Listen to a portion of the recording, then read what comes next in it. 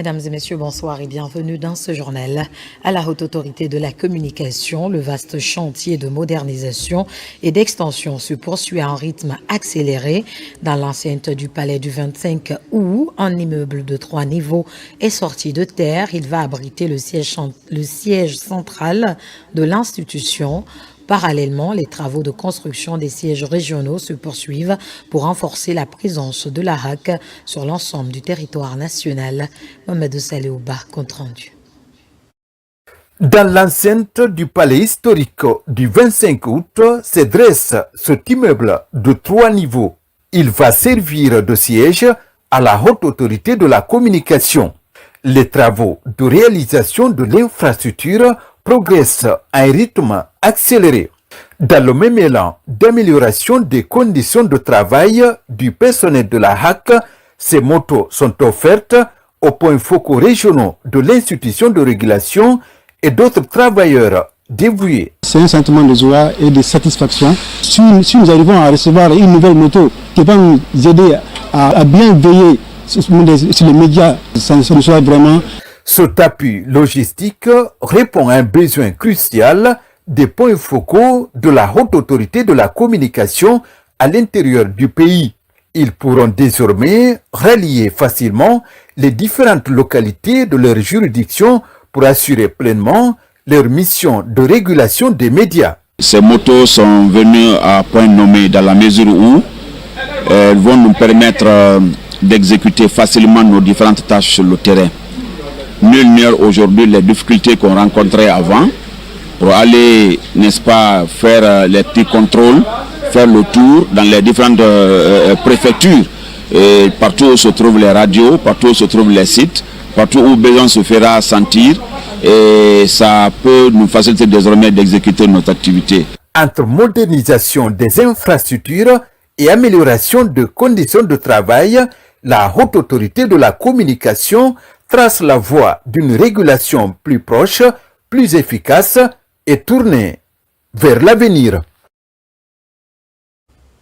À la douane, des réformes se poursuivent dans le renforcement du capital humain. Une semaine de formation a permis aux cadres d'apprendre les derniers outils en vue de contrecarrer la fraude pour plus de recettes. Mohamed Seyar Souma pour en savoir plus. La coopération entre la Guinée et la France figure à la bonne enseigne, une opportunité saisie par l'administration des douanes. Pendant une semaine, 35 officiers apprennent les nouveaux outils en matière de surveillance. La formation est axée sur le programme prévisionnel des unités mobiles, l'objectif étant de prévenir, détecter et lutter contre la fraude. Nous vous promettons qu'à la sortie de cette salle, il y aura un changement net de mentalité suivi d'une amélioration dans tous les sens. Car la performance en matière de recettes dépendra de la performance de la surveillance.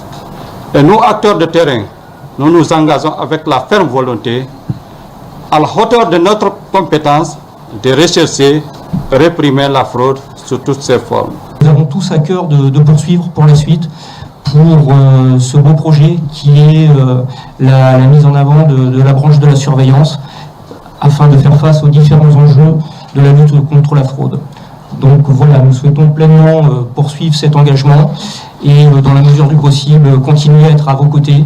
Cette détermination est réciproquement affichée par les douanes guinéennes, une manière de concrétiser les réformes au sein de cette importante régie financière. Pour preuve, et en un temps record, une batterie de thématiques est déjà capitalisée. Cette formation que nous sommes en train de vous donner à tout bout de champ, aujourd'hui c'est la surveillance. Hier c'était la déontologie. Avant-hier, le management. C'est pour nous préparer, nous et vous, à mieux affronter les réformes douanières que nous nous sommes décidés d'entreprendre. Oui, la recette, mais nous nous sommes dit on ne peut pas avoir de la bonne recette si les agents ne sont pas bien formés. Sur le terrain, il sera question de faire face à la complexité du commerce international. Invite est faite à mettre en pratique les connaissances acquises. Par la suite, procéder à un transfert de compétences. En prélude au référendum du 21 septembre prochain, les femmes leaders du mouvement Wonting de Mafereya ont organisé une cérémonie de prière pour la paix en Guinée. C'était aussi l'occasion pour les participants d'inciter les populations à retirer leurs cartes d'électeurs et à voter en faveur du oui. Nabi Kamara, reportage.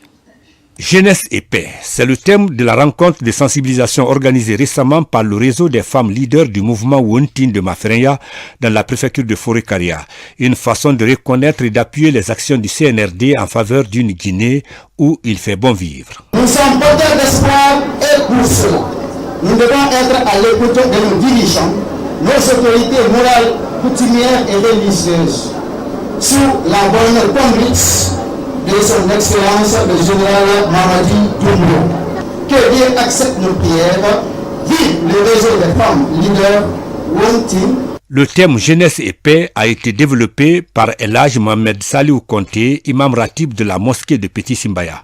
Placé sous le haut patronage de M. Mohamed Lamine Silla, directeur des ressources humaines du port de Moribaya, cette forte mobilisation a débuté par la lecture du Saint-Coran à la mosquée centrale de Mafereya. Ici, des prières ont été faites par les religieux pour une transition réussie dans notre pays, la cohésion sociale entre les Guinéens et un référendum couronné de succès. Chers mamans, chers sœurs, votre engagement en faveur de la paix, de la stabilité et du développement de notre nation est à saluer. En organisant cette lecture du Saint-Coran, vous ne faites pas que prier pour notre pays. Vous affirmez aussi votre soutien à une vision, à une gouvernance et à un homme. C'est M. le président de la République, le général Mamadi Doumbouya. Votre mouvement, par cette mobilisation, envoie un message fort, celui d'un peuple qui aspire à l'unité, au progrès et à la progression de sa valeur. Au nom du ministre de l'Information et de la Communication, M. Fana Souma, je remercie le mouvement Wonting pour cette initiative salvatrice qui concourt à rendre visibles les actions et les acquis du président de la République, chef de l'État, le général Mamadi Doumbouya. Le ministre a reçu la délégation qui a quitté Mafereya pour Conakry a tenu une promesse qui va être réalisée les jours à venir. Cette promesse consiste à doter la sous-préfecture de Mafereya de relais de radio. À noter que le réseau des femmes leaders du mouvement Wonting est né il y a un peu plus d'1 an à Mafereya. Enfin, la Guinée organise le championnat ouest-africain de Kyokushinkai. La compétition démarre ce samedi au Palais des Sports du stade du 28 septembre de Conakry. 9 pays seront au rendez-vous de ce tournoi dont le coup d'envoi est précédé d'une conférence de presse à laquelle Gibril Kamara a pris part. Suivez. Face à la presse, les organisateurs de ce championnat ouest-africain de Kyokushinkai expliquent les tenants et les aboutissants de l'organisation de cette compétition en Guinée. Une compétition organisée pour la première fois en terre africaine. Pour nous, ce championnat est une occasion pour non seulement la mise en place d'une équipe qui va jouer les préliminaires et les phases finales pour être qualifiée le championnat international qui est prévu en Tunisie et le championnat du monde qui est prévu en Arabie Saoudite. Pour être qualifié à ces compétitions, ça demande beaucoup de travail. Pour ce premier championnat international africain de Kyokushinkai, 9 pays vont s'affronter. Déjà, les pays engagés espèrent des combats relevés. Aujourd'hui, c'est une étape historique pour la Guinée et même pour l'Afrique de rassembler la jeunesse autour de valeurs d'esprit, de valeurs de respect et de valeurs de dépassement de soi. J'espère une fête d'amitié et une fête d'unité. On est ici pour participer et organiser le championnat international Open de Kyokushinkai de l'Ouest africain. J'espère que cette participation sera... il a eu beaucoup de réussite. Cette compétition se déroulera en 3 catégories au compte de ce premier championnat international, à savoir les catégories cadettes, juniors et seniors. Le tournoi démarre ce samedi au Palais des Sports du stade du 28 septembre de Conakry. Fini ce journal. Merci à tous de l'avoir suivi. L'actualité se poursuit sur la RTG. Au revoir.